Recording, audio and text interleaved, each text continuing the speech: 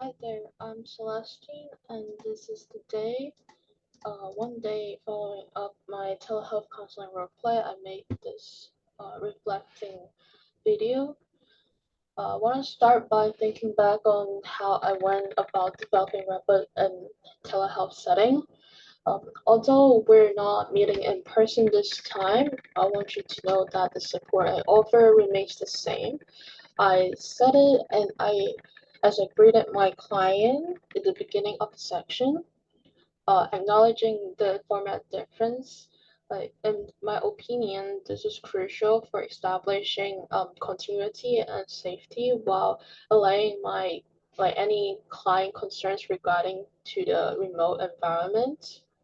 Um, I utilized reflective listening and validation when the client said that she was anxious and apprehensive about video calls.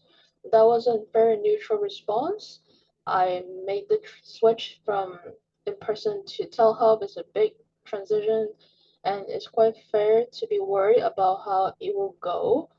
The client then opened up about particular worries like losing connections and technical difficulties which helped to ease their anxiety. I think I contributed to the development of trust early in the section by asking them to go into further details about these difficulties. Normalizing their experience was another area of attention for me. I said, thank you for bringing that up after the client acknowledged that she didn't always have a private space and worried about being overheard. So without doubt, we can all collaborate to come up with a solution that gives you the best possible privacy protection. This cooperative approach, in my opinion, gave the client a sense of empowerment and being heard, which is especially important in telehealth settings when nonverbal signs are limited. But in order to make up for the decreased capacity to rely on body language, I make careful to slow down my speech and employ active listening techniques like verbal affirmations and paraphrase. For instance, I remarked that it's very common and perfectly okay to feel that way. In response to the client's statement that they feel self-conscious when they saw themselves on camera, also clearly describe workable fixes such as utilizing headphones for privacy or concealing the self view. When I think back on my personal participation in the video, I want to admit that I was anxious, particularly in the beginning. Small signs of this include a slight tenseness, like in my jaws, hesitations before answering, and like my gaze to the camera. I was aware that occasionally my facial expressions were a bit strained, but I made an effort to control my anxiety by smiling warmly and making steady eye contact. I observed that my nerves subsided and my facial expression softened as the session went on, and my client responded to my support and understanding. Despite my anxiety, I felt that my empathy was evident in the virtual environment, and as the session went on, the client's response became more casual. The client's responses grew more candid and considerate after I inquired their level of comfort with the technology and offered small doable solutions such as like a test call.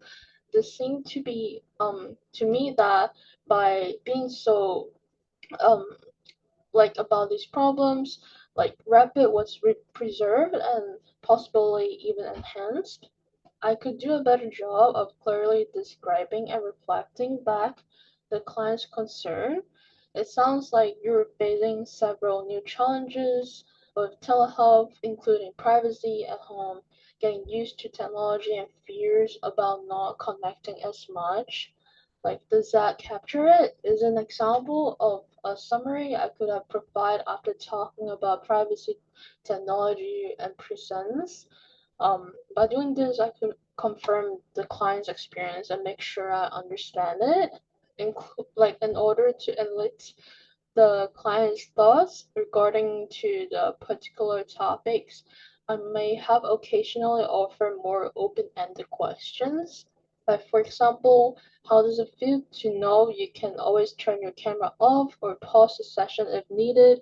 But this could assist the client in expressing their degree of comfort, which is occasionally limited in a video call format.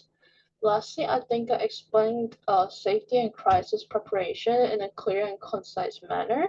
Starting that, I will keep emergency contacts current and having plans ready. I could, however, do a better job by specifically asking the client to express their preference for crisis procedures in a remote environment. Um, in conclusion, I used warm affirmation and cooperative problem solving to build and preserve rapport. Um, by using clear empathy and helpful guidance, I modify my speech to fit the telehealth medium. Um, in sections, I'll try to provide like a summary of my client issues, further personalized safety preparation, and keep improving my ability to control my own anxiety, possibly by practicing breathing techniques prior to each online meeting. These enhancements will enable me to provide efficient client centered treatment in telehealth environments, and I appreciate you viewing my reflection.